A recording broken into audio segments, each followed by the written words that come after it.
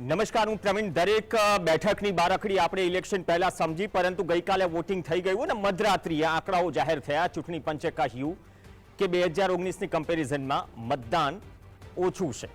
Total જે છેલ્લો આંકડો સામે આવે છે, તમે વોટર ટર્નઆઉટ એપ્લિકેશન જુઓ, ઇલેક્શન કમિશનના આંકડા જુઓ, 59.51% મતદાન નોંધાવું છે 25 બેઠક પર. કેમ કે એક બેઠક તો આમ પણ મતદારોનો અધિકાર છીનવાઈ ગયો અને મતદાન પણ સુરતમાં ન કરી શક્યા. મુકેશ દલાલ બિનહરીફ સાબિત થયા.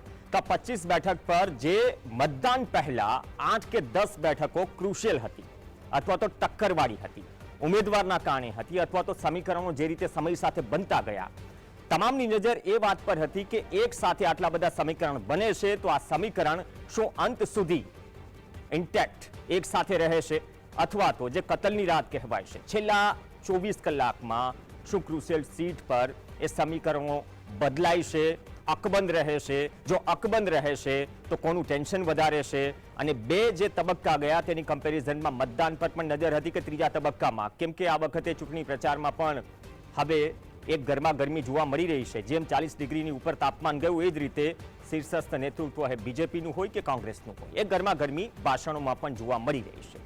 તો આ તમામ વચ્ચે ગુજરાતની 8 એવી બેઠક તો ઘણી છે, પણ 8 એવી બેઠક કોઈ મેન્ડેટ આપવા બેઠા નથી, પરંતુ આંકડાકીય જે ઓન પેપર છે, જે આંકડા ઘટ્યા છે.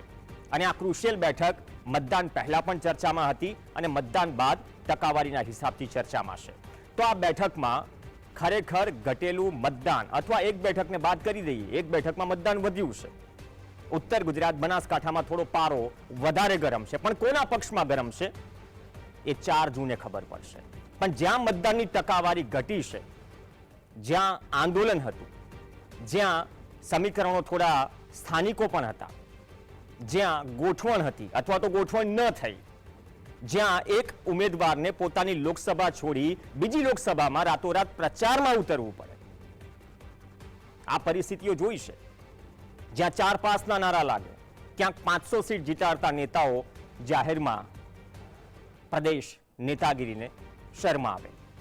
તો આ પરિસ્થિતિઓ વચ્ચે એવી 8 બેઠકની વાત કરીશું. પહેલી બેઠક લઈ લઈએ, ફટાફટ પહેલા સમીકરણ સમજી લઈએ, કેમ કે 2019 અને 24ની સમીકરણમાં સૌથી પહેલી બેઠકની જો વાત કરીએ, આંકડાઓ તમને બધું જ કહી દેશે. બનાસકાંઠા ગરમી સાથે પારો ગરમ છે. રેખાબેન ચૌધરી, ગેનીબેન ઠાકોર. 2019ની કમ્પેરિઝનમાં જે તફાવત છે, આ એક બેઠક એવી છે 3.41% મત વધુ પડ્યા છે 2019ની સરખામણીમાં. કારણ શું છે એ કહેવાની જરૂર નથી. જે માહોલ, આમ તો 25 સીટ જે રહી ગઈ બાકી, તેમાં સૌથી વધારે માહોલ જો રસ્તા પર અથવા તો ભીડ જોવા મળી તો આ એક બેઠક છે. લોકો ગાદલા લઈને પણ, ગાદલાના સહારે પણ મતદાન કરવા ગયા. પણ આ બમ્પર મતદાન કોને હરખાવશે, કોની ચિંતા વધારશે, કોના માટે ભરેલું નારિયેલ છે, એ 4 તારીખે ખબર પડશે. તો બનાસકાંઠામાં શું ગેનીબેન ઠાકોર તાસીર અને સમીકરણો બદલે છે? આંકડો ક્લિયર છે. માત્ર આ એક બેઠક ઉત્તર ગુજરાતની જ્યાં મતદાન વધ્યું છે. બીજી બેઠકની વાત કરીએ, સાબરકાંઠા. સાબરકાંઠામાં ઉમેદવાર બદલાયા છતાં પણ રોષ અકબંધ હતો. એવા ઉમેદવાર જે ભાજપનું સભ્યપદ પણ નહોતું, ટિકિટ અપાઈ, મહેન્દ્ર બારૈયાના પત્ની. બાદમાં પૂર્વ શિક્ષણ મંત્રી ધક્કે પણ ચડ્યા. ઈડરિયા ગઢની આ લડાઈ છે, પણ આ ઈડરિયા ગઢની લડાઈમાં ટેન્શન ગરમી સાથે એ વધે છે. 4.73% મતદાનમાં ઘટાડો છે. હવે આ ઘટાડો ખરેખર શું વર્તમાન જે સિટિંગ સાંસદ છે, આમ તો 10 વર્ષથી 26 બીજેપી પાસે છે, શું બીજેપીનું ટેન્શન વધારશે અથવા તો તુષાર ચૌધરીને શું હરખાવવાની જરૂર છે? આંકડાઓ પર જ વાત કરી રહ્યા છીએ. 67.77% મતદાન 2019માં થયું હતું, 2024માં 63.04% મતદાન થયું. આંકડો ક્લિયર છે, -4.73. આ મતદાનની ટકાવારી બહુ મોટી છે. કોણ નીકળ્યું નથી ઘરથી બહાર, ચિંતાનો વિષય તો છે જ. બીજી બેઠકની વાત કરીએ, સાબરકાંઠા બનાસકાંઠા બાદ વધુ એક બેઠક લઈ લઈએ, કેમ કે નેક્સ્ટ બેઠક કરીએ આણંદ.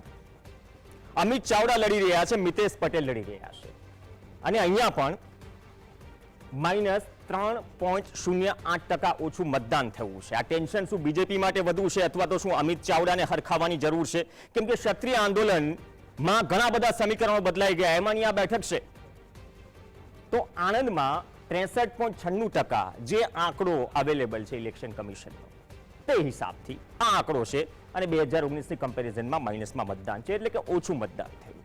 તો આણંદમાં શું સમીકરણ બદલાય છે અથવા તો સમીકરણ એક સાથે રહ્યા જે બદલાયા નથી છેલ્લે સુધી?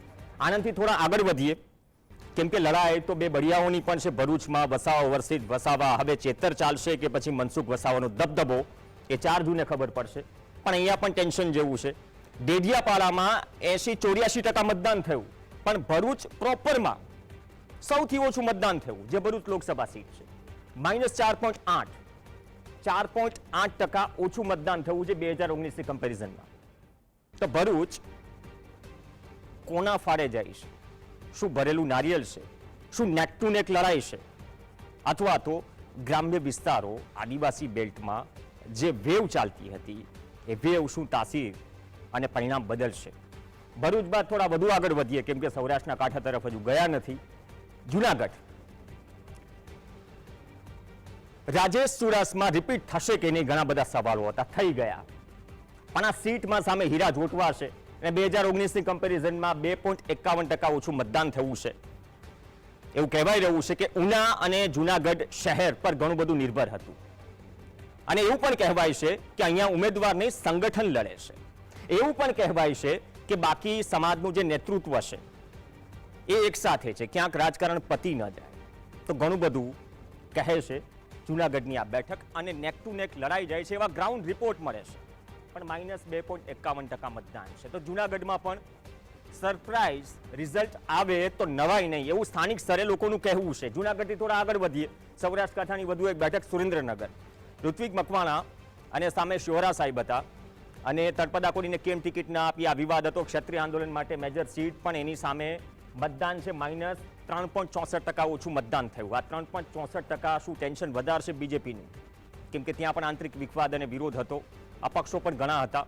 પણ ઝાલાવાડમાં આજે -3.64% મતદાન છે એ શું ઋત્વિકભાઈના પક્ષમાં જાય છે અથવા તો બીજેપીના પક્ષમાં જાય છે? કોણ નીકળ્યું નથી, એક બહુ મોટો સવાલ છે. આગળ વધીએ સુરેન્દ્રનગર બાદ, કેમ કે જામનગર એપી સેન્ટર હતું. છેલ્લા 10 દિવસમાં તો એવું લાગ્યું કે રૂપાલા તો માત્ર નામ હતું, પડદા પાછળની રાજનીતિ કંઈક અલગ જ હતી. જામનગરમાં -3.86% મતદાન નોંધાયું છે 2019ની કમ્પેરિઝનમાં. છેલ્લા 4 કે 5 દિવસમાં જે થયું એ જામનગરવાસીઓ બહુ સારી રીતે જાણે છે. એ ચાહે જામજોધપુર હોય, જામનગર ગ્રામ્ય હોય કે કાલાવાડ હોય, જ્યાં બીજેપી માટે એક ટેન્શન ઊભું થયું. પણ આ તમામ ટેન્શન વચ્ચે ઘણા બધા જ્ઞાતિ સમીકરણો પણ રચાઈ ગયા અને તાસીર પણ બદલાઈ ગઈ, જે આ પહેલા જામનગરના ઇતિહાસમાં ક્યારે નહોતું થયું. 2009 પછી ઉમેદવાર અને ચહેરા પર છેલ્લા 3 દિવસમાં વેવ ચાલ્યો. હવે વેવ ઈવીએમમાંથી શું નીકળે છે એ 4 તારીખે ખબર પડશે. પણ આ 8 બેઠકો છે. આ 8 બેઠકોમાં ખરેખર ક્રુશિયલ ફાઇટ છે અને ક્રુશિયલ ફાઇટ કોના પક્ષમાં જતી દેખાય છે? દાવાઓ તો બંને પક્ષ કરશે અને આ દાવાઓ વચ્ચે ખરેખર ઘટેલું મતદાન કોનું ટેન્શન વધારશે એ જ મુદ્દે થોડી વિસ્તૃત ચર્ચા કરવા માટે, કેમ કે જે દર્શકો છે તે પણ રાહ જોઈને બેઠા છે આ તમામ પરિસ્થિતિઓમાં. આપણી સાથે 3 ખાસ મહેમાન જોડાશે. અમરેલી પહેલા લઈ લઈએ, સોરી, અહીંની તાસીર પણ અલગ છે અને અમરેલીમાં તો બંને ઉમેદવાર ફ્લાઇટ લઈને રાજકોટ આવી ગયા, તો અમરેલીમાં કંઈક અલગ જ રણ છે. -6.53% સૌથી ઓછું મતદાન અમરેલીમાં. એમ કહીએ કે નિરસતા ભરેલું મતદાન રહ્યું. પણ કોના ફેવરમાં જાય છે? ભરત સુતરિયા 500 બેઠકો જીતશે, CR પાટીલની હાજરીમાં દાવો કરી નાખ્યો. થોડું હસું પણ આવતું હતું જે મંચ પર ઉપસ્થિત લોકો હતા. પણ જેનીબેન ઠુમ્મર, શું વિરજી ઠુમ્મરના પુત્રી અહીંયા ટક્કર આપતા દેખાય છે અથવા તો -6.53 બહુ મોટો આંકડો છે, આ કોના પક્ષમાં જતો દેખાય છે? તો આ વાત છે અમરેલી. ટોટલ 8 સીટ થઈ ગઈ, ઘણી વખત ઉપર નીચે થયા કરે. હવે આ 8 સીટમાં ખરેખર કેટલી ક્રુશિયલ છે આપણે ચર્ચા કરવી જરૂરી છે. સ્ટુડિયોમાં આપણી સાથે ઉપસ્થિત છે વરિષ્ઠ પત્રકાર દિલીપભાઈ પટેલ, આપણી સાથે જોડાઈ ગયા છે. રાજેશ ઠાકર આપણી સાથે જોડાઈ ગયા છે. રાજેશભાઈ સ્વાગત છે આપને. અને સુનિલભાઈ જોશી આપણી સાથે જોડાઈ ગયા છે રાજકોટથી. સુનિલભાઈ આપનું પણ સ્વાગત છે. દિલીપભાઈ આપથી શરૂઆત કરીએ. 8 બેઠક, આમ તો પાટણનો પણ સમાવેશ થઈ શકતો હતો, બીજી 1-2 બેઠકનો પણ સમાવેશ થઈ શકતો હતો, પણ આ ઘટેલું મતદાન અને બનાસકાંઠામાં વધેલું મતદાન, સૌથી વધુ બનાસકાંઠામાં વધ્યું, બાકી જગ્યાએ માઇનસ છે અને સૌથી ઓછું જો મતદાન થયું હોય માઇનસમાં જો ગયું હોય તો અમરેલી છે. શું ખરેખર ચૂંટણી પહેલાની જે સ્થિતિ હતી, મતદાન થયા બાદ આંકડાઓ પણ કંઈક એ જ પરિસ્થિતિ દેખાડે છે કે 8 બેઠક ઘણી ક્રુશિયલ છે? 8 બેઠકો તો એવી છે કે જે ખરેખર એક કાંટાની જે ટક્કર કહેવાય એ પ્રકારની હતી. તો અહીંયા ભાજપને સ્થાનિક ઉમેદવારો પક્ષ કરતાં સ્થાનિક ઉમેદવારોએ વધારે એની સામે ફાઇટ આપી છે ભારતીય જનતા પાર્ટીના ઉમેદવારની સામે.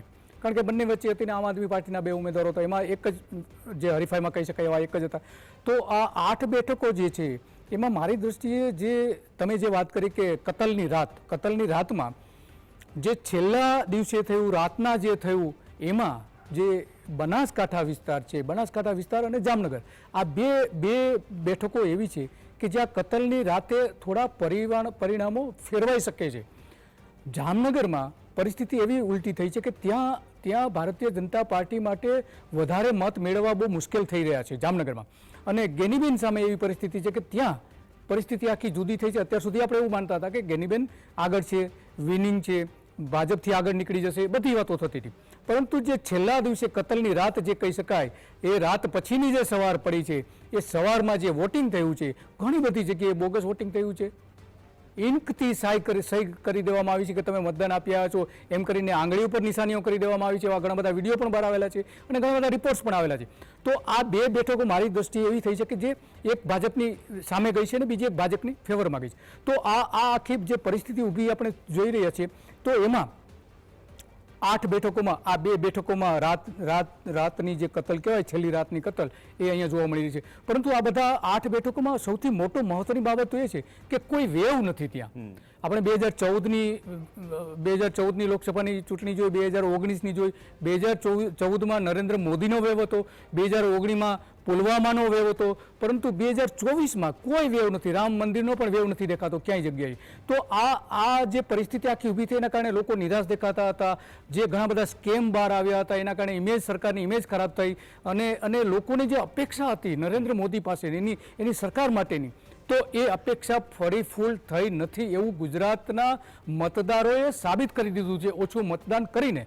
કારણ કે જે મતદાનની પેટર્ન આપણે જોઈએ છીએ, તો ત્યાં ભારતીય જનતા પાર્ટીના ઉમેદવારની સામે જે ટક્કર આપતા હતા બીજા પક્ષના ઉમેદવારો, ત્યાં મતદાન આપણે જોઈએ છીએ કે પ્રમાણમાં થોડું વધારે થયું છે. એટલો મતલબ એ થયો કે બાકી જ્યાં ટક્કર નથી ત્યાં મતદારો એકદમ નિરાશ જોવા મળતા હતા. ત્યાં જ્યાં આશા દેખાતી હતી ત્યાં થોડા ઘણા અંશે, વધારે નહીં, કે ઓન એવરેજ આપણે કહી શકાય તો 3%, એનાથી વધારે નથી જોવા મળતું. તો ત્યાં એક આ બેઠકો એવી છે કે ત્યાં ભારતીય જનતા પાર્ટીની સામે કદાચ વોટિંગ થયું હોઈ શકે એવું ભારતીય જનતા પાર્ટી કરતાં કે જે સત્તા ઉપર છે અને એનાથી નારાજ મતદારો છે એના કારણે થયું હોય એવું બની શકે છે. આ એવું મને લાગી રહ્યું છે. બાકી તો તમે જે બેઠકો કહી છે એમાં વિન વિન સ્થિતિ તો છે બંને પક્ષની. અત્યારે આપણે કહેવું તો મુશ્કેલ છે કે કોણ જીતશે કોણ હારશે, કારણ કે એ મતદારોનો અધિકાર છે. અત્યારથી આપણે આગાહી કરવી એ પણ વાજબી નથી. પરંતુ જે છેલ્લી પરિસ્થિતિ ઊભી થઈ છે એમાં આ મને લાગી રહ્યું છે. ઓકે, તો રાજેશભાઈ એક ક્વિક રિસ્પોન્સ તમારા પાસેથી. 8 બેઠકોમાં તમે કઈ એવી 4 બેઠકો માનો છો કે જ્યાં ફાઇટ વધારે ટફ છે? ફાઇટ તો છે, પણ જ્યાં ફાઇટ વધારે ટફ છે અને એ ફાઇટ આ આંકડાઓ આવ્યા પછી ઘણું બધું કહી જાય છે.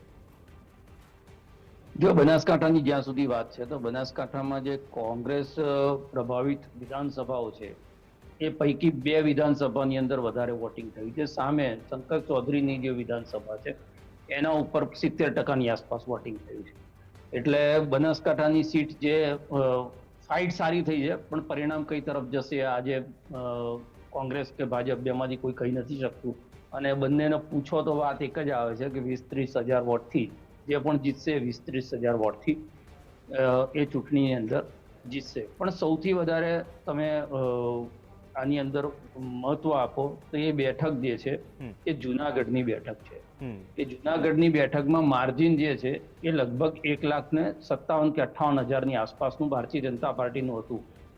એની અંદર 3% આસપાસના વોટ ઘટવા આપણે જાણીએ છીએ કે 1 કે 2% વોટની અંદર સ્વિંગ થતું હોય છે અને એ બહુ મોટો ફરક કરતો હોય છે. એક તો 3% ત્યાં આગળ વોટિંગ ઘટે. બીજી વસ્તુ એ છે કે ઓલ ઓવર તમે આખા ગુજરાતની અંદર જુઓ તો ભારતીય જનતા પાર્ટીની પેજ પ્રમુખ વાળી જે વ્યવસ્થા છે એ વ્યવસ્થાએ બહુ કામ કર્યું હોય એવું લાગતું નથી. કારણ કે એના જે પ્રણેતા છે નવસારીથી CR પાટીલ સાહેબ, એમની કોન્સ્ટિટ્યુઅન્સીમાં 6% વોટિંગ ઓછું થયું છે અને ગાંધીનગરમાં 6% વોટિંગ ઓછું થયું છે. એટલે ઓલ ઓવર તમે વોટિંગ ટ્રેન્ડ જુઓ. કદાચ એમાં એવું પણ બને કે લોકોને એમ થાય કે ભાઈ આ સીટની અંદર ફાઇટ નથી, આપણે વોટ આપીશું કે નહીં આપીએ, જીતવાનું તો ભાજપ છે. એક એ પણ કારણ હોઈ શકે. બીજું જે છે એમાં ખાસ એ જોવાનું છે કે દાખલા તરીકે તમે સુરેન્દ્રનગરની વાત કરી તો સુરેન્દ્રનગર અંદર 4% વોટિંગ ઘટ્યું છે, પણ સામે ક્ષત્રિય સમાજે કેટલું વોટિંગ કર્યું છે. અને જે શહેરી વિસ્તાર છે એટલે નગરપાલિકાનો વિસ્તાર છે અને એને આસપાસના જે ગામડા છે જે હંમેશા ભારતીય જનતા પાર્ટીની ફેવરમાં જતા હોય છે, ત્યાં આગળ કેટલું વોટિંગ થયું છે. કારણ કે જનરલી જોવામાં એવું આવ્યું છે કે અર્બન અને સેમી અર્બન વિસ્તારની અંદર વોટિંગ પર્સન્ટેજ ઓછા થયા છે. એટલે માઇક્રો લેવલ ઉપર જ્યારે જઈએ તમે વિધાનસભામાં જાઓ પછી વિધાનસભાની નીચેની જે અર્બન વિસ્તાર છે એની અંદર કેટલું એમાંથી વોટિંગ છે અને ગ્રામીણ વિસ્તારનું કેટલું વોટિંગ છે એના ઉપર આધાર છે. પણ મને તમે એક સીટ પૂછતા હો તો મને ઇન્ટરેસ્ટિંગ જે છે એ આણંદ લાગે છે. એના ઉપર જ સવાલ કરવો તો તમે આણંદ પહેલા સીધા ઝાલાવાડ જતા રહ્યા. શું કહે છે આણંદ ના આંકડા? ખરેખર ચિંતા કોની વધારે છે કે ભરેલું નારિયેલ છે હજુ પણ? જો આણંદમાં ગઈ વખત કરતા લગભગ 3.5% વોટિંગ ઓછું થયું છે, પણ તમે આંકલાઓની અંદર જુઓ તો એવરેજ વોટિંગ આખી લોકસભાનું છે એની સામે આંકલાઓનું વોટિંગ 6% વધારે છે. બીજી વસ્તુ એ છે કે સૌથી વધારે ક્ષત્રિય સમાજના લોકો અહીંયા હતા અને ક્ષત્રિય સમાજનો જે દાવો છે આપણે એને સાચો માનીએ તો એમણે પૂરેપૂરું વોટિંગ કરાવડાવ્યું છે. અને સામેની તરફ જે છે એ જો 4% વોટિંગ ઓછું થયું હોય, ભારતીય જનતા પાર્ટીનું સંગઠન એમના મતદારોને ઈવીએમ સુધી લઈ જવામાં સફળ ના થયું હોય તો આણંદની સીટ ખૂબ જ ઇન્ટરેસ્ટિંગ બને છે. એટલે મને તમે જે કાંટાની ટક્કર કહો છો એમાં મને પહેલો જ નંબર આણંદ લાગે છે. ઓકે, બીજા નંબર ઉપર જુનાગઢને આપીશ, પણ પહેલો નંબર આણંદ લાગે છે. બનાસકાંઠાની સીટમાં દિલીપે કીધું વાત સાચી છે, સંસાધનો પૈસા આ બધાની સામે કદાચ જ્ઞાનીબેનનો પનો ટૂંકો પડી શકે, પણ ફાઇટ ત્યાં સરસ થઈ છે. પણ તમે બનાસકાંઠાની ચર્ચા આપણે ખૂબ જ કરી, પણ પાટણની જે સીટ છે એ પાટણની સીટનું માર્જિન પણ તમે જુઓ તો જે ઓછા માર્જિનમાંથી જીતેલી જે ભારતીય જનતા પાર્ટીની નીચે બોટમમાંથી જે 5 સીટ ગણો એમાં પાટણ હતી અને ત્યાં આગળ 4%નું વોટિંગ ઓછું થવું અને જિગ્નેશ મેવાણીની વિધાનસભાની અંદર પાટણની જે કિરીટ પટેલ વાળી વિધાનસભાની અંદર વોટિંગ વધારે થવું એ પાછું એક જુદું ચિત્ર ઊભું કરે છે. એટલે તમે લોકસભાની નીચેની વિધાનસભાઓને જુઓ તો તમને એવું સમજાય કે પાટણની સીટ પણ જે છે એ ટક્કરની છે. એટલે આમ તો ઉત્તર ગુજરાતની તમે જુઓ તો સાબરકાંઠા, પાટણ અને બનાસકાંઠા. સાબરકાંઠામાં બની શકે કે પાર્ટીમાં જે વિખવાદ થયો એના કારણે સંગઠન સક્રિય ના થયું હોય અને વોટિંગ પર્સન્ટેજ ત્યાં આગળ ઘટ્યા હોય. એટલે ત્રણેય સીટ આમ તો ઇન્ટરેસ્ટિંગ છે કે જે ચૂંટણીના પરિણામના દિવસે નજર રાખવી પડે. પણ તમે એક સીટ મને કહેતા હોય તો મને આણંદની સીટ વધારે ઇન્ટરેસ્ટિંગ લાગે છે અને કોંગ્રેસ માટે જીતથી થોડીક વધારે નજીક હોય એવી કોઈ એક સીટ હોય તો મને આણંદ દેખાય. ઓકે, ચલો એક આપી એક રાઉન્ડમાં ફટાફટ. સુનિલભાઈ, એવી કઈ 4 સીટ કે 8માંથી તમને વધારે ફાઇટ લાગે છે અથવા તો 8 સિવાય પણ કોઈ સીટ છે જે તમારા ધ્યાનમાં છે? જુનાગઢની જે રાજેશભાઈએ વાત કરી, શું જુનાગઢ અને અમરેલીમાં સ્થિતિ નેક ટુ નેક છે કે જુનાગઢમાં સૌથી વધારે નેક ટુ નેકની લડાઈ છે અમરેલીની કમ્પેરિઝનમાં? હું તમને વાત કરું, સૌરાષ્ટ્રની 4 બેઠક પર મેં અપડેટ લીધું છે. એમાં જે અમરેલી અને દિલીપભાઈ અને રાજેશભાઈ વાત કરી લીધી, હું તમને આમાં બંનેમાં લેટેસ્ટ અપડેટ આપું. સુરેન્દ્રનગર અને જામનગર, પેલા જામનગરની વાત કરીએ. જામનગરમાં પૂનમબેનની લીડ 2,30,000ની ગત ચૂંટણીમાં હતી. હવે અત્યારે છેલ્લા રિપોર્ટ મુજબ પૂનમબેન જીતે તો 30,000 થી 40,000 મતમાં જીતે અને સામેના ઉમેદવાર જીતે તો પણ 30,000 થી 40,000 મતમાં જીતે. એ છેલ્લું ચિત્ર છે. એનું એક કહી દો, તમારું 57.77% વોટિંગ છે જામનગરમાં. ઓછું વોટિંગ થયું છે. જો ત્યાં જે આખું કોમ્બિનેશન બેઠું છે, પાટીદારોના જે પટેલના મત છે 2,50,000 છે, ક્ષત્રિયના 1,30,000 મત છે, મુસ્લિમના 3 લાખ મત છે અને જે કોંગ્રેસના કમિટેડ વોટ છે એ બધું થઈને 8-9 લાખ મત થાય છે. એનું વોટિંગ આપણે કાઢીએ અત્યારે જે 55-60% લેખે, 4-5 લાખ તો કોંગ્રેસમાં પડે છે મત. એની સામે બેનની 2,30,000ની લીડ કાઢો ને ભારતીય જનતા પાર્ટીના મત કાઢો તો હવે ત્યાં એ તો બહુ સર્વ સ્વીકૃત વાત થઈ ગઈ છે કે જે જીતશે ને એ 30,000 થી 40,000 મતે જીતશે. આ છેલ્લું ચિત્ર. અને જે કતલની રાત પડી દિલીપભાઈએ વાત કરી ને, છેલ્લે સુધી સમજાવવાની કોશિશ થઈ હતી પરંતુ સમજ્યા નથી. બીજું આહિર ફેક્ટર 12નું છે ને એ અહીંયા આવ્યું તો બીજા બેઠક ઉપર અસર કરવા ગયું. તો અહીંથી ક્ષત્રિય ફેક્ટર છે ને જામનગરમાં અસર કરવા ગયું. જામનગરમાં ક્ષત્રિયો બહારથી ગયા હતા કારણ કે બીજી બેઠકમાં આહિર મદદ કરવા ગયા હતા. તો એ ફેક્ટર છે એ અહીંયા પૂનમબેનને પૂરેપૂરું નડવાનું છે કારણ કે બીજેથી ક્ષત્રિયો જામનગર તમને ખ્યાલ હશે 3-4 દિવસ છેલ્લું ફોકસ થઈ ગયું હતું, રાજકોટની બદલે આખું જામનગર આવ્યું. એટલે એ બેઠક. હવે સુરેન્દ્રનગરની વાત કરું તો સુરેન્દ્રનગરમાં ગઈકાલે બપોર પછી કોંગ્રેસની કેમ્પમાં મારા સોર્સિસ બેઠા હતા ને, એ લોકો ઉમેદવાર અને જે બીજા સ્ટ્રેટેજીસ્ટ થોડા રિલેક્સ બેઠા હતા. જો આપણે સારું પેપર દઈને આવીએ અને જે સુગંધ આવે ને તો એની પાસે જે ફીડ આવી ગયું ને તો તળપતા જે કોળી છે ને એ બેટમાં ખૂબ સારું વોટિંગ થયું. તમને સુનિલભાઈ એક થોડો અલ્પવિરામમાં એક વાક્ય જોડી દઉં. આ તમે કીધું રિલેક્સ બેઠા હતા, એવી પણ વાત સંભળાય છે સુરેન્દ્રનગરમાં કોંગ્રેસ પણ વોટિંગના 48 કલાક પહેલા રિલેક્સ હતી. હા, એ જ હું તમને કહેવા છું. સુરેન્દ્રનગરની વાત કરું છું. જામનગરની મેં તમને વાત ફિનિશ કરી દી કે 30 થી 40 હજારની લીડમાં જ બંને ઉમેદવારો અંદરથી એની કેમ્પમાં એવી અપેક્ષા છે, પહેલાની એવી અપેક્ષા છે કે લો માર્જિનથી કોંગ્રેસ, એવું લાગે છે કે લો માર્જિનથી આપણે આ બેઠક લઈ જશું. ભાજપને આ ગણિત કરીને એવું આજે મેં તમને કીધું ને 8-9 લાખ મત આ કમિટેડ છે, એમાંથી જો અડધા મત પડે 4.5 લાખ કોંગ્રેસમાં તો એમ નહીં એમ છે. એટલે એ 30-40 હજારની હાર જીતની બેઠક થઈ ગઈ છે બંને બાજુ, વિન વિન. હવે સુરેન્દ્રનગરની વાત કરું. સુરેન્દ્રનગરમાં કાલે બપોરે 4 વાગ્યે જે ફીડ આઉટ આવી ગયો હોય, મોટા ભાગના ફીડ આવી ગયો કમિટેડ, તો તળપદા કોળીના આખા પટ્ટાઓમાં ખૂબ મતદાન થયું. 3,80,000 તળપદા કોળી છે સુરેન્દ્રનગર લોકસભા બેઠક ઉપર. જુવાડિયા કોળી 1,60,000 છે. એ ઉપરાંત ક્ષત્રિયની સંખ્યા ઓછી છે, 1 લાખ જેટલા ક્ષત્રિય છે, પણ એનું વોટિંગ છે ને, જે ભાઈએ કીધું, દિલીપભાઈએ કીધું, રાજેશભાઈએ કીધું, એનું વોટિંગનો પર્સન્ટેજ બહુ ઊંચા છે અને એ તમે ન આઈડેન્ટિફાઈ કરી શકો. અને એ સિવાયના કોંગ્રેસના કમિટેડ વધ અને એ આ મોરબી સુધી આવે છે, જે એની સાથેની બેઠક છે એને આમ વિરમગામ સુધી. તો એ પટ્ટાઓમાંથી જે ફીડ ત્યાં કાર્યાલયમાં આવ્યું ને, જે મારા સોર્સિસે મને જે આપ્યું છે ને એ પ્રમાણે તમને ગામના નામે કહી દઉં. ઠાંગા છે, થાન છે, લીમડી છે, ચૂડા છે, ચોકડી છે, ચકરાડા છે, સાયલા છે, એ બધામાં ભારતીય જનતા પાર્ટીને નુકસાન થાય છે. એટલે તળપદા કોળીના મત વોટિંગ મોટું થયું છે.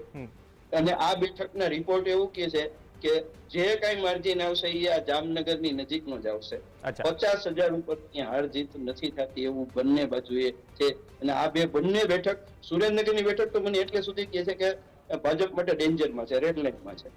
ઓકે, ચલો. આ બે બેઠક મારું છે ને થોડો છે અને બીજો પેલામાં પુનરાવર્તન નથી કરતો. લગભગ મારી પાસે જે રાજેશભાઈ પાસે અને દિલીપભાઈ પાસે જે વાત છે ને એ જ વાત છે. ઓકે, જુનાગઢ અને અમરેલી બેઠકની વાત કરીશું. એક છે ને બ્રેક માટે રોકાઈશું. એક રાઉન્ડ હજુ થોડો બાકી છે, થોડા ડિટેલમાં જઈશું આ 8 બેઠક પર, અથવા તો 8 બેઠક બાદ પણ શું એવી કોઈ બેઠક છૂટી જાય છે કે જ્યાં આંકડાઓ સ્પષ્ટ થયા બાદ ટેન્શન વધે છે, અથવા તો હજુ પણ સસ્પેન્સ શું જળવાયેલું છે. એક બ્રેક માટે રોકાઈશું. બ્રેક બાદ આ 8 બેઠકમાં થોડું વધારે ડિટેલ થઈ જઈશું, કેમ કે જુનાગઢ અને અમરેલી પણ બાકી છે અને અમરેલીમાં તો બહુ વધારે ઓછું મતદાન થવું છે 2019ની કમ્પેરિઝનમાં. તો શું એ ટેન્શન વધારશે ભરતભાઈ સુતરિયાનું, અથવા તો જુનાગઢમાં શું રાજેશ ચુડાસમા ત્રીજી વખત આવવા માટે શું એમને લોઢાના ચણા ચાવવા જેવી સ્થિતિ છે? બ્રેક બાદ ચર્ચા યથાવત.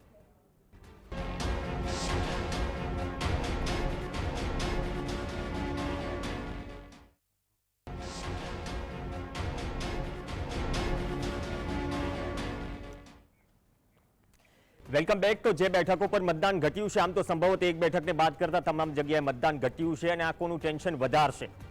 અને 8 જેટલી એવી બેઠક છે કે જે ક્રુશિયલ છે, કાંટે કી ટક્કર છે. એમાં પણ કઈ એવી બેઠક છે કે જે માર્જિન એક ગણાય છે, પરંતુ કઈ તરફ જશે એ હજુ શ્યોર નથી.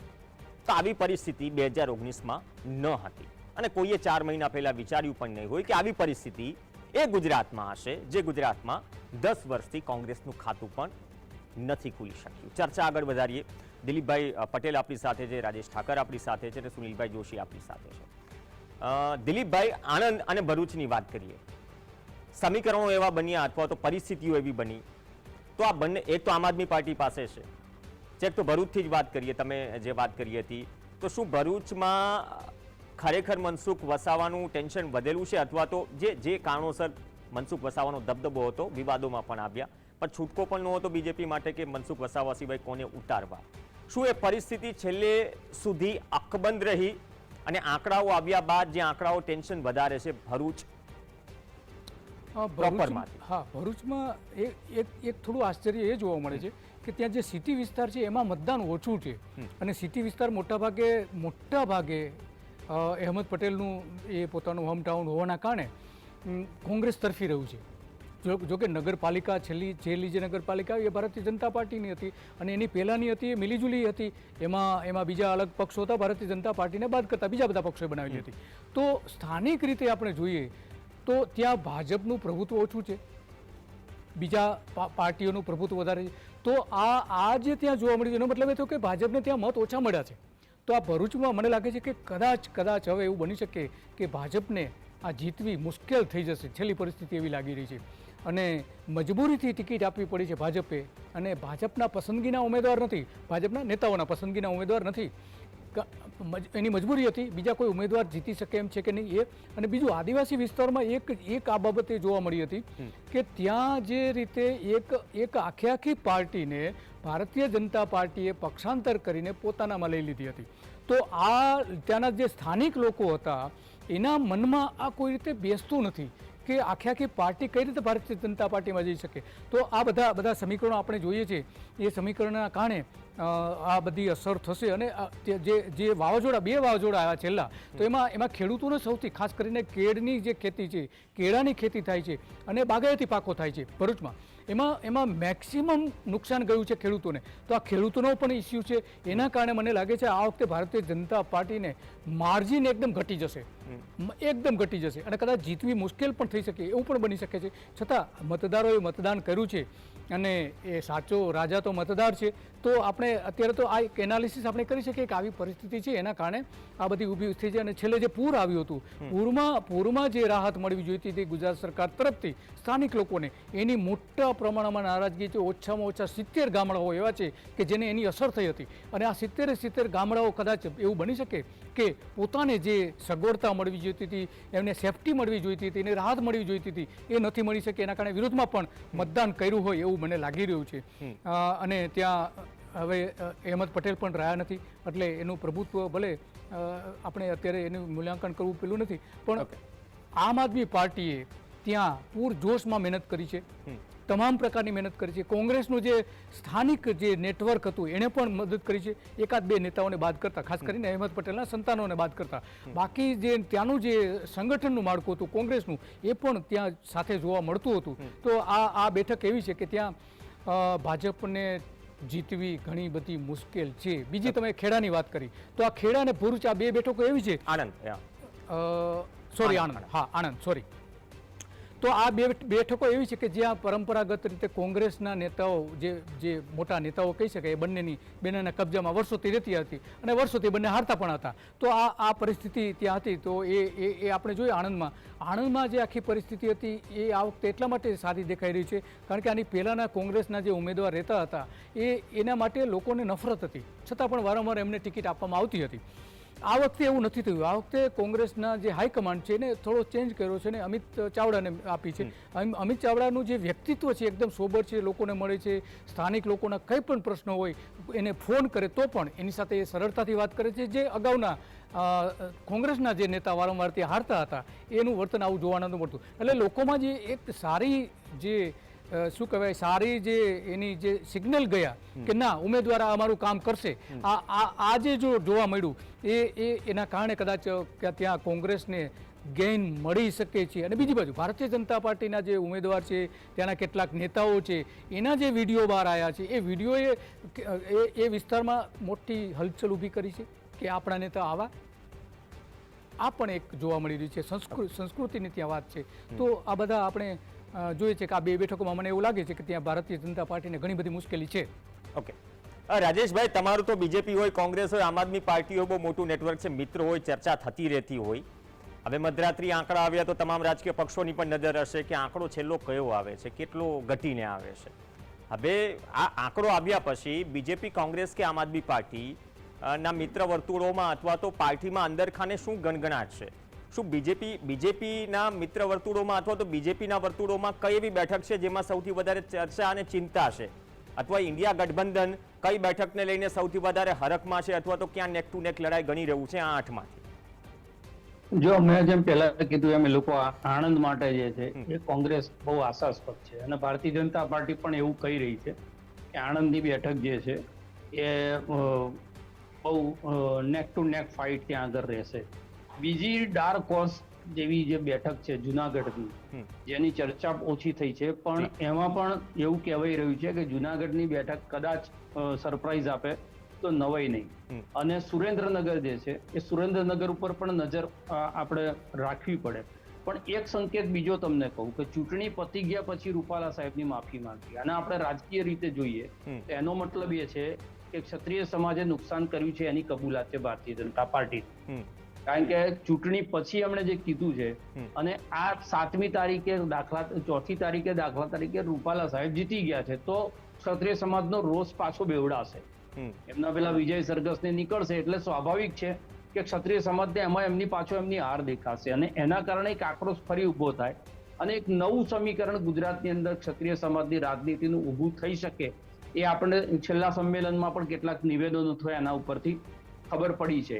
એટલે પુરુષોત્તમ રૂપાલાનું એવું ચૂંટણી પૂરી થઈ ગયા પછી, કારણ કે પછી તો રાજકીય લાભાલાભ કે ઈવીએમમાં એક વોટ વધવાનો ઓછો થવાનો હતો નહીં. બીજો સંકેત તમને કે નરેન્દ્ર મોદીની સ્પેસિફિક 3 રેલી થયા પછી પણ સૌરાષ્ટ્રની અંદર વોટિંગ વધ્યું નથી. એની જગ્યાએ 4% માંડીને 6% સુધી અલગ અલગ બેઠકોમાં વોટિંગ ઘટ્યું. સાબરકાંઠાની સીટમાં એક રેલી કરી, ત્યાં આગળ પણ જે છે એ વોટિંગ ઘટ્યું છે.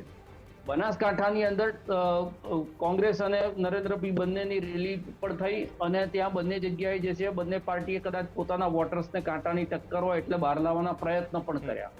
એના કારણે બનાસકાંઠામાં બને કે જે વોટિંગ છે એ વધ્યું છે. પણ ઓલ ઓવર તમે જુઓ, જે આપણે પહેલેથી કહેતા હતા કે મુદ્દા વગરનું, કોઈ ટ્રેન્ડ વગરનું, કોઈ લેર વગરનું આ ઇલેક્શન છે, અને એટલા જ માટે બધા મૂંઝવાણા. બીજી વસ્તુ કે કોન્ફિડન્સથી કોંગ્રેસ કે કોઈ પણ રાજકીય વિશ્લેષક કે પત્રકાર એકદમ કહેતા અટકાય છે એટલા માટે કે આ સીટ જીતી જશે કે આ સીટ હારી જશે.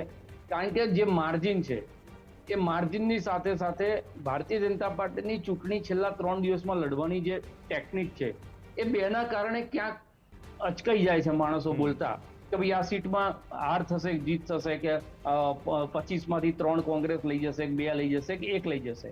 પણ બિલકુલ તમે જે 8 સીટની ચર્ચા કરો છો એમાં આણંદ છે, સુરેન્દ્રનગર છે, પાટણ બનાસકાંઠા છે, જુનાગઢ છે, તમે અમરેલી જે સીટ છે એની અંદર આટલું બધું વોટિંગ ઓછું થાય. સૌથી ઓછા વોટિંગમાં અમરેલી છે, બીજા નંબર ઉપર પોરબંદર છે, જ્યાં એમના મનસુખ માંડવિયા લડતા હતા અને વિધાનસભામાં અર્જુનભાઈ લડતા હતા. પણ તે છતાં ત્યાં ગયા. એટલે સંગઠનની નારાજગી ક્યાંક ને ક્યાંક છે. સંગઠને કામ નથી કર્યું ભારતીય જનતા પાર્ટીનું, આ સ્પષ્ટ સાબિત થાય છે. અને 5% વોટ ઓછા થયા હોય, 4% વોટ ઓછા થયા પોરબંદરમાં તો 3 સીટ ને એક લોકસભા પછી અર્જુનભાઈ લડે છે. માણાવદરમાં બાય ઇલેક્શન થયું, લાડાણી લડે છે. માણાવદરમાં સાહેબ 7.5% વોટ ઓછા થયા છે માણાવદરની અંદર. એટલે બધા વોટ છે કોંગ્રેસના જ ઓછા થયા એવું ના હોય. ભારતીય જનતા પાર્ટી તાર કેવો આપે છે કે અમારા વોટર્સ વોટ કરી દીધો, કોંગ્રેસ વાળાએ નથી કર્યો, એવું ના હોય. 2% પણ વોટ જો 4%માંથી ભારતીય જનતા પાર્ટીના ઘટ્યા હોય અને ક્ષત્રિય સમાજના કારણે 1-1.5% નું સ્વિંગ કોંગ્રેસ બાજુ થયો હોય તો બિલકુલ સીટ જે છે એ મુશ્કેલીમાં જઈ શકે. ઓકે, ચલો સુનિલભાઈ, રાઉન્ડ જે ડાર્ક હોર્સની વાત કરે છે, તમે તો થોડા જૂનાગઢના વાવડ સંભળાવી દો શું આવી રહ્યા છે. ડાર્ક હોર્સ સીટ મનાઈ રહી છે, કોઈ તો એવું પણ કહી રહ્યું છે કે હારજીત ત્યાં કદાચ 15-20 હજારની આસપાસ રહી શકે. અને બીજું અમરેલી, જ્યાં આટલું ઓછું મતદાન છે. તો આ બંને સીટ પર આંકડાઓ આવ્યા બાદ બીજેપી અને કોંગ્રેસના વર્તુળોમાં શું ચર્ચા છે? ગ્રાઉન્ડ રિપોર્ટ શું મળી રહ્યો છે આંકડાઓ આવ્યા બાદ? હું પહેલા તમને અમરેલીનો રિપોર્ટ આપું. અમરેલીમાં જેનીબેનનું ખૂબ બરોબર જતું હતું અને એક માહોલ બની ગયો હતો કે સૌરાષ્ટ્રની બહુ નજર રાખવા જેવી બેઠક છે. અને જે છેલ્લા કતલની રાત દિલીપભાઈ બોલ્યા, પણ એ પહેલાના 2-3 દિવસોએ મીડિયા સાથે જે રીતે વિરજીભાઈ ઠુમરનું ડેસ્પરેશન જોવા મળ્યું, પછી એ એજન્સીઓ ઉપર વેડસા, પછી પોલીસ ઉપર વેડસા, તો ક્યાંક એમની અંદર ડેસ્પરેશન આવી ગયું. એટલે 3-4 દિવસમાં એને ક્યાંક ગ્રાઉન્ડ લૂઝ થતું હોય ને એવું લાગ્યું. એટલે જે માર્જિન વાળી વાત છે એ ઓછી છે, પરંતુ જે શરૂઆતની લોકપ્રિયતા અને ઉત્સાહ જોવા મળ્યો ત્યાં ભારતીય જનતા પાર્ટીનું નેટવર્ક અને બીજી કોઈ પણ વસ્તુઓ થઈ હશે. તો જે દિલીપભાઈએ પણ ઉલ્લેખ કર્યો છે, તો અમરેલીની બેઠકમાં જે મારી પાસે છે ને કે ત્યાંથી સુરતથી પણ બધા લોકો મદદમાં આવ્યા ભારતીય જનતા પાર્ટીને નાખું ચિત્ર. તો અમરેલીની બેઠકમાં જો ગેઇનની વાત આવે ને તો સેજ પ્લસ છે એ બીજેપી મને દેખાય છે. અને જુનાગઢની બેઠક શરૂઆતથી લોહાણા સમાજ વાળું, પક્ષાંતર વાળું, કોઈ પણ સંજોગોમાં જે રાજેશ ચુડાસમાનો જે સ્વીકાર કરવાની વાત હતી એની બાબતો એને કારણે એ બેઠક રાજેશભાઈ કહે છે ને એ જ રીતે જઈ રહી છે. અને ત્યાં સૌથી મોટી તકલીફ છે ને કૌભાંડો પણ છે, એ નથી વાત થતી, પણ કૌભાંડની ભાગ બટાઈ સુધીની વાત છે. જુનાગઢ મહાનગરપાલિકા ત્યાં સુધીની વાત છે ને એમાં આંતરિક જે વોટિંગ ઘટવાની વાતો છે ને એ ઇન્ટર રિલેટેડ છે. શક્તિશાળી માણસોએ કોસ્મેટિક વર્ક કર્યું છે ભારતીય જનતા પાર્ટીના. બાહ્ય એની હાજરી દેખાય છે બધાય, પણ જે એનું બ્લડ નથી એવું વોટિંગ બૂથ સુધી, અને એનો રિપોર્ટ માંગવામાં આવ્યો છે.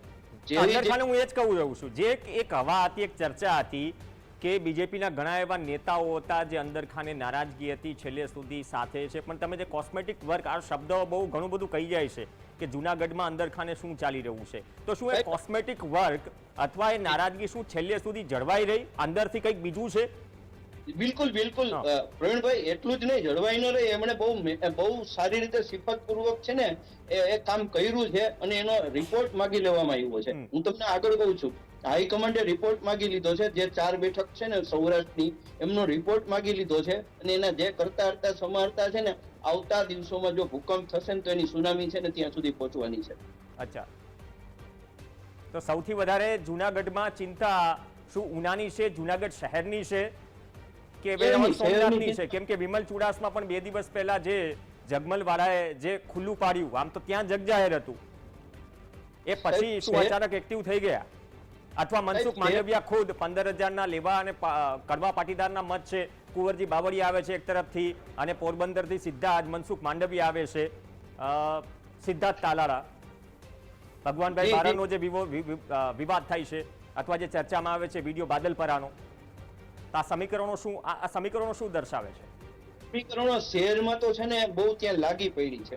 શહેરમાં જે આપણે સીધા શબ્દોમાં પેટ ચોડ્યા વિના કહી તો મહાનગરપાલિકાઓના રસ્તાઓથી માંડીને બધા કૌભાંડો બહુ ચાલ્યા, અને એમાં જે લાભાર્થીઓ અને વંચિતો બે વચ્ચેની આખી છે ને કોલ્ડ વોર ચાલે છે. એ બહુ ત્યાં સ્થાનિક લેવલે બહુ ઓપન સિક્રેટ છે, એમાં કોઈ આપણે ટીવી પર બ્રેકિંગ જેવું નથી. એમાં એ વસ્તુ થઈ છે. બીજું ક્યાંક ને ક્યાંક ગામડામાં છે ને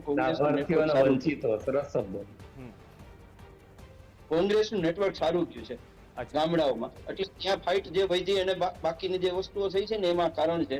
એટલે હું એવું માનું છું કે મોટા ભાગે જુનાગઢની બેઠક છે ને એકદમ ફાઇટમાં જશે, અને શહેરના મત છે ને એ પણ ત્યાં અસર કરશે. ઓકે, ધન્યવાદ. અમે પ્રયાસ કર્યો તો સુનિલભાઈએ જે તાસીર અને જે પરિસ્થિતિ સૌરાષ્ટ્રની બેઠકોની વર્ણવી, દિલીપભાઈએ પણ ઓવરઓલ વાત કરી, રાજેશભાઈએ પણ ઓવરઓલ વાત કરી. એનાથી એક વાત બહુ ક્લિયર છે કે 8 ક્રુશિયલ બેઠક છે, અને આ નેક ટુ નેક ફાઇટમાં જે રાજેશભાઈએ એક શબ્દનો ઉપયોગ કર્યો અથવા દિલીપભાઈએ, કે જે બીજેપીની યુએસપી છે છેલ્લા 3 કે 4 દિવસમાં ઇલેક્શન લડવાની જે સ્ટાઇલ છે એના કારણે વિશ્લેષકો અને પત્રકારો પણ જે નંબર આપતા થોડા ખચકાય છે, એટલે 25-1, 25-2 આ બધું જ જે આંકડાઓ આવે છે, પણ 4 તારીખે ખબર પડશે. પણ સ્થિતિ આ આંકડાઓ બાદ શું એવી છે, અથવા તો શું જૂનાગઢ ડાર્ક હોર્સ સાબિત થશે? કેમ કે સીએમએ પણ 3 વખત જૂનાગઢ જઈને કહેવું પડે કે હોકરા પરના દબાણો દૂર કરો. તો આ પરિસ્થિતિ ત્યાંની વાસ્તવિકતા છે. અને અંદરખાને જે કોલ્ડ વોર ચાલી હતી એ ભર ઉનાળે ખરેખર શું ભડકાનું કામ કરશે, અથવા માત્ર શું અત્યાર સુધી ધુમાડો જ નીકળતો હતો, એ નક્કી કરશે 4 જૂને ઈવીએમમાંથી નીકળનારું રિઝલ્ટ. ધન્યવાદ ગ્રાસરૂટ અને ગ્રાઉન્ડ ઝીરો રિપોર્ટ દર્શકો સુધી પહોંચાડવા માટે. દિલીપભાઈ આપનો પણ ધન્યવાદ, રાજેશભાઈ આપનો પણ ધન્યવાદ, અને સુનિલભાઈ આપનો પણ ધન્યવાદ. તો આ સાથે ચર્ચામાં હાલ બસ આટલું જ. નમસ્કાર.